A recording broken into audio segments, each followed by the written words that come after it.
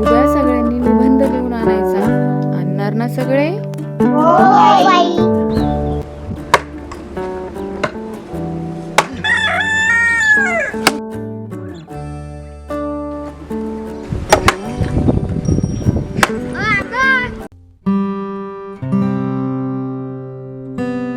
आलो मी घरी.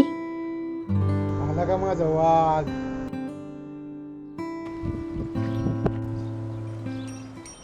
कसं गेलं मग आजचा दिवस? लय भारी गेला आजचा दिवस. डबा खाल्ला ना? अख्खा डबा खाल्ला मी.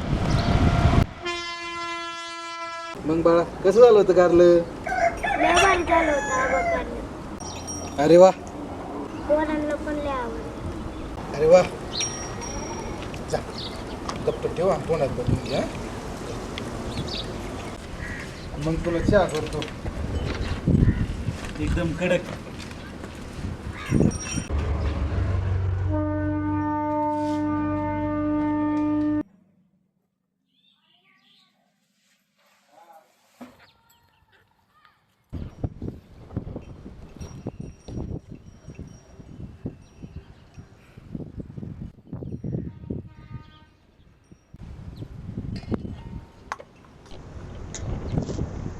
मग बाईने काय अभ्यास दिला आज? आज बाईंनी निबंध लिहून आणायला सांगितलाय. निबंध?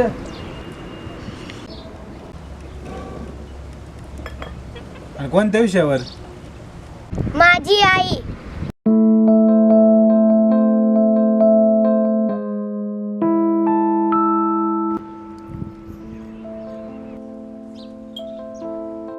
आबा ए मज्जा आली का?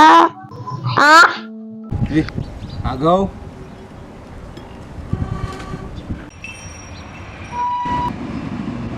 चांगले हातपाय धुतो ना सारखा? हो आबा धुतले. पडगमावरती टिपरी पडली तडम तड तड तडम. कौलारावर थेंब टपोरे तडम तड तड तडम. हो आबा वेटर, बोला साहेब. एक कप चहा द्या, तो पण गरमागरम, एकदम कडक. हा देतो हा साहेब, जशी तुमची आज्ञा.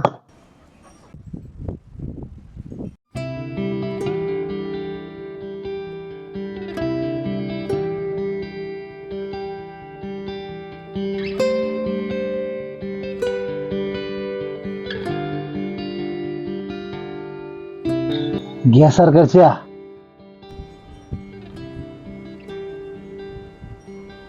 माझी आई खूप छान आहे. माझ्या आईचे नाव अनामिका.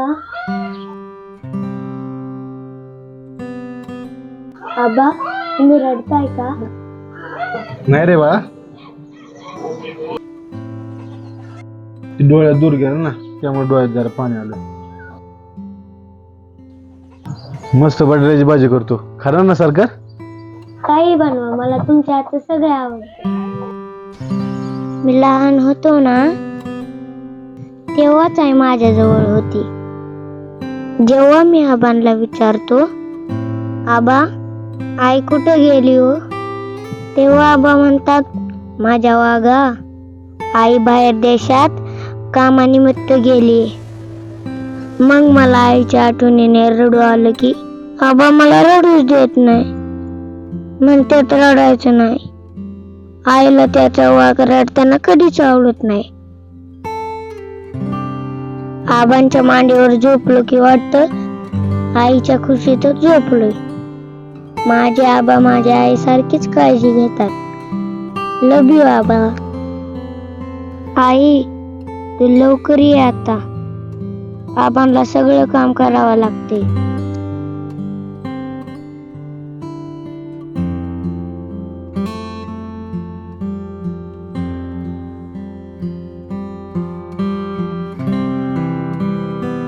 आबांना विचारलं की आबा सांगतात रागा तुझी आई खूप गोड आहे.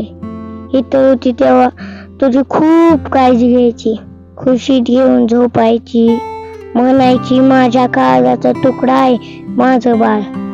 मी आबांना विचारलं आई म्हणजे काय हो आबा? मग आबा म्हणाले, आई म्हणजे मायेचं झाड. ते आपल्या बरोबर सावली बनून उभं असतं. शाळेत गेलो की पोरं म्हणतात, आता तुझी आई येणारच नाही इकडे.